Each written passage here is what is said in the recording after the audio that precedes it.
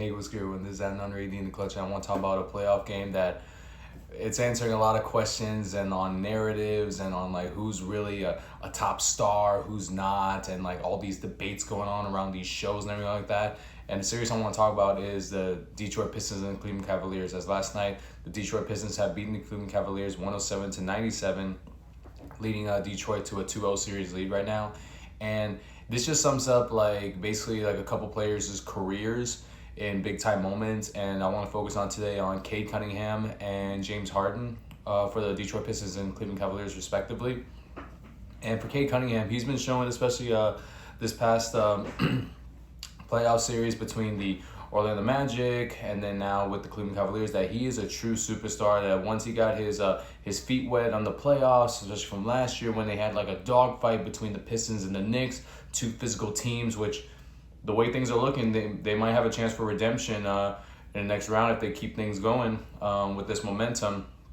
Like Cade Cunningham, he's a true superstar in this league, and he deservedly should be an MVP favorite within the next few years. God willing that no crazy injuries happen and he keeps doing what he's doing. Because last night he was just on a tear, on a mission. He had 25 points, 3 rebounds, 10 assists, leading to a double-double, having 1 steal, 2 blocks while shooting 50% from the field. And my only concern for him overall is just he's been having a consistent turnover issue, as he had 5 turnovers, which he's been having a lot of turnovers for most of his career. So like that's a little bit concerning right there. So if he can just like control that just a little bit more, I think like he'll be probably the best player in the world, in my opinion, like because he just has that it factor. He has that drive. He's like strong, loyal. He's driven. He wants to be the best and sticks by his team even when things are down. Like he always finds a way to like rise up and not like let this affect him. Because the fact that he came back from like, you know, being statistically the worst team in NBA history with that infamous 28-game losing streak to being where he's at now, that just shows his mental fortitude and his toughness and his resiliency. So I can only imagine like how he's gonna handle like just this playoff series. This is like bonus, like this is like easy money for him. So I'm just really excited for him overall. And last night, I mean, like I mentioned, the 25 points he had, 12 of those points came in the fourth quarter. So when the team needed him the most, he shined the brightest, and he was showing that he is driven and that he's showing that he can take over when needed. Because for most of the game, I did notice that the Detroit Pistons, how they were able to like keep the Cavaliers at bay was when they would just be getting a lot of open ball movement, just passing to everybody around. They'll pass to Asar Thompson, Jalen Duren, Tobias Harris, Dennis Jenkins. You know, he actually shined. He was like he had a really good first half, especially. Like I kept hearing his name a lot as he was like shooting threes, making open layups, and just making the right decisions. Like he stepped up big time, and that's what separates a lot of teams from getting close to the playoffs to winning a championship. Is can the role players step up? Because the star players can only do so much. I mean, we've seen it before. I mean, like, look at, if you want to do some NBA history, look at LeBron James and all those years with the Cavaliers. Like, he did everything he could, but like, you know, but remember, this is a 5-on-5 matchup, not just like one player versus 5, you know. And if you want to look at recent NBA history, look at this past playoff series between the Magic and the Pistons. I mean, Paolo Banchero, he stepped up big time. Now, granted, he didn't have a great regular season according to his standards, but like during the playoffs, he stepped up big time, and it was just him versus the Pistons. Like he was single-handedly keeping the Magic alive, you know, but he can only do so much. Well, the same thing here. I mean, like the Pistons in this case, they're having their whole team step up, whether it's Duncan Robinson, Dennis Jenkins, somehow still Tobias Harris, because he's getting up there in age, Jalen Duren. Like they're doing all these things to make sure everybody's involved and the right people step up at the right time so they can win these games. And it's just very impressive with how they're just handling and operating this team, because I really do believe that like if they keep this going, not only do I see them make it to the conference finals, but they can definitely give the Knicks more than a run for their money, and they could get the revenge, you know. Wouldn't that be a crazy story, you know, leading to the NBA finals? Because the Knicks, they're doing really good against the 76ers right now, but I don't know, I'm just not 100% sold on this team yet for some reason, because like there are still some question marks. Like, will Karl-Anthony Towns, will he step up completely all the time? Or same with OG Anunoby, Mikal Bridges, Jalen Brunson. I'm not worried about him. I know he's gonna like do his thing, whatever. It's just the rest of the star group that I'm a little bit iffy on. But the Pistons, I mean, they're playing as a team, as a cohesive unit. Everybody's getting involved. And when needed, Cade Cunningham, he'll finish them all off to, lead the team whenever he needs to. So that, I feel more safe if I were to put my money on the Pistons than I would the Knicks. Because the Knicks, I'm not too hot on them. Whereas the Pistons, I can definitely see them making the finals.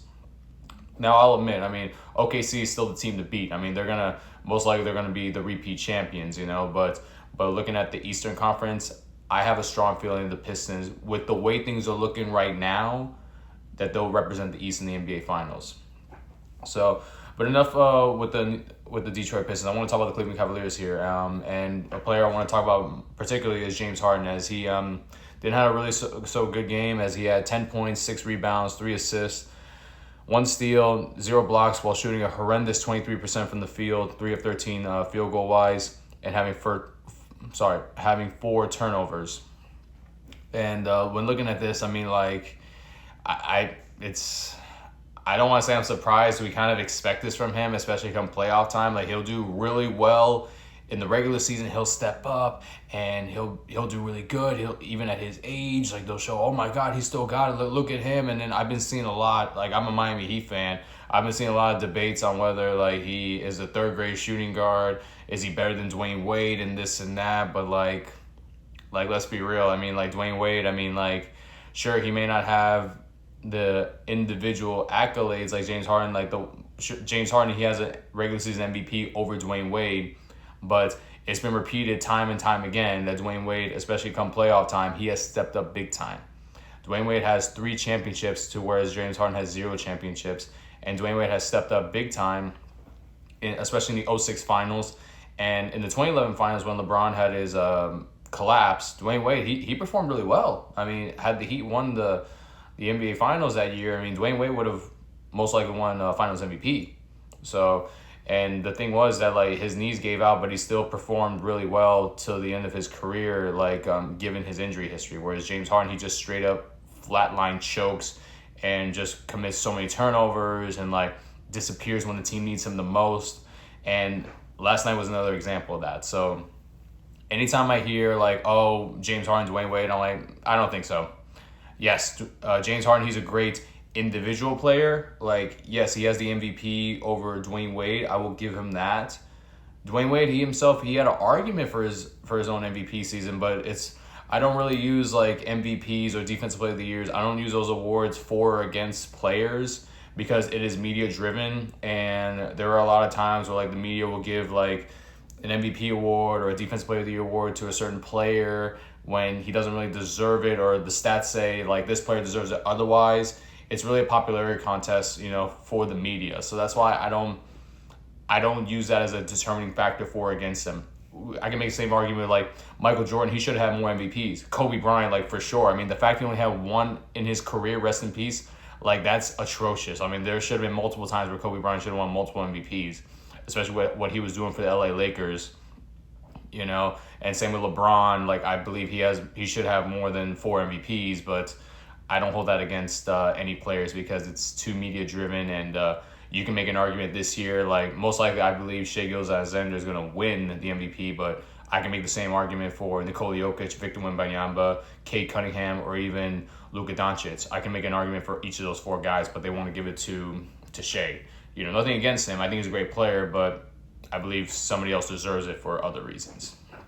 So that's why, like, when I hear these things on Harden, going back to him, I'm like, I don't think so. Because when it matters the most, when it's all about winning, Dwyane Wade has proven time and time again he can win and he can help save the franchise. Whereas James Harden, when they need him the most, that's when he shrinks repeatedly, time and time again. And I like James Harden. I really do. I think he's a great player. I love his step back moves. I love what he did, especially in Houston. I was impressed with him. But as Kobe Bryant said, like, his game does not translate to winning basketball. And I would listen to a 5-time NBA champion here. So when looking at this, I mean, like, that's why a performance like that, it's like, no, I don't think so. Dwyane Wade, he's the 3rd greatest shooting guard of all time. It's Michael Jordan, Kobe Bryant, Dwyane Wade. I can put James Harden, I think he's in top 5. I mean, it's you can put, like, it's Jerry West, and it's close between James Harden or Allen Iverson, for the 5th spot. But he's not better than Dwyane Wade. He's not. I don't see it like that. So anyway, but with that being said, thank you guys so much for your time and patience. I certainly love and appreciate every single last one of y'all. Pistons fans, what do you guys think about this series? Do you guys believe you definitely can make the NBA Finals? Why or why not? Same with Cavaliers fans, what do you guys think? Let me know what you guys think down in the comment section down below. And while you're at it, please like and subscribe. I certainly love and appreciate every single last one of y'all. God bless and talk soon.